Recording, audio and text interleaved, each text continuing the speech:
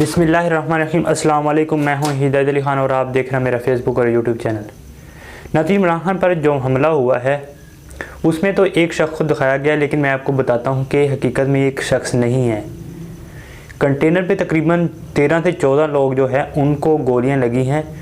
तो इस शख्स पे मैं आपको वीडियो दिखाता हूँ कि इस शख्स ने जैसे ही अपना पिस्तौल निकाला, वो पीछे से एहतसाम लड़के ने उसको फ़ौरन से काबू कर लिया और इसका जो पिस्तौल का फेस था वो दूसरी तरफ कर दिया, जिससे उसने एक या दो फायर निकले हैं लेकिन कंटेनर की तरफ नहीं निकले गए।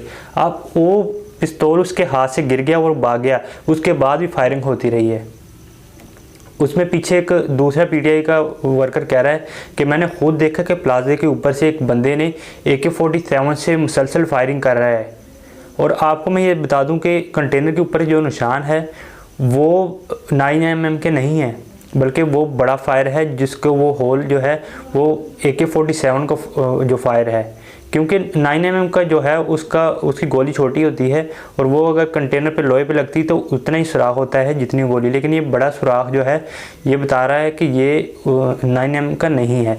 और इसमें तकरीबन 3 से 4 लोग जो है वो बताए जा रहे हैं कि उन्होंने हमला किया है। अब ये उनसे जो बयान दिलवाया गया है इसमें भी उस SHO और पूरे मामले को परवेज़ राय ने मुअत्तल कर दिया। लेकिन मैं आपको बता दूं कि यहाँ पे गवर्नमेंट पंजाब में PTI के, लेकिन ये कौन करवा रहा है? अब इमरान खान साहब ने, उमर साहब ने न्यूज़ कॉन्फ्रेंस की है और वो कह रहे हैं कि मुझे इमरान खान साहब ने ये कहा कि ये स्टेटमेंट मेरी तरफ से दे दें कि उनका जो है मुझे 3 से 4 दिन पहले का पता चल रहा था कि शहबाज शरीफ, राना सनाउल्लाह और मेजर जनरल जो फैसल हैं वो मेरे ऊपर हमले की कोशिश कर रहे थे और प्लान कर रहे थे।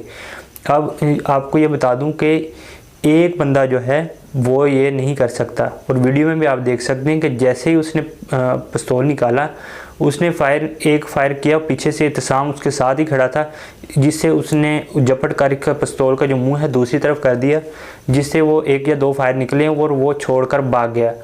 तो ऊपर से उसके बाद भी फायरिंग होती रही। और ये वीडियो में भी कह रहा है जैसे उसको प्री प्लान जो है उसको कहा गया कि आपने इसके बाद ये बयान देना है कि जी इमरान खान साहब तो अजान के होकर डेक चलाते हैं।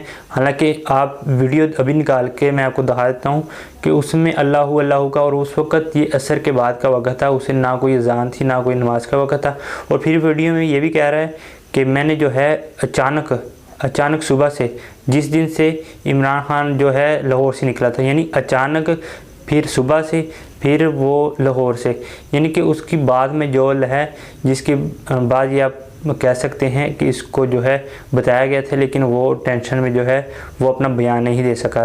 तो इस वजह से जो है फैसलाबाद के अंदर और पूरे जो पाकिस्तान के बड़े शहरों के अंदर बड़ी शहराएँ जो है बंद कर दी गई हैं कि इस जो कातिल है इसके पीछे सहूलतकारों का पता चलवाया जाए। और फैसलाबाद के अंदर बहुत से जो हवाम गुस्से और शदीद गुस्से में उन्होंने राना सनाउल्लाह के घर पर भी हमला किया और वहाँ पे उनको घेर लिया गया है कि राना सनाउल्लाह ने 2 दिन पहले ये कहा था कि इस फितने खान को ख़त्म कर देना चाहिए, इसको कुचल देना चाहिए।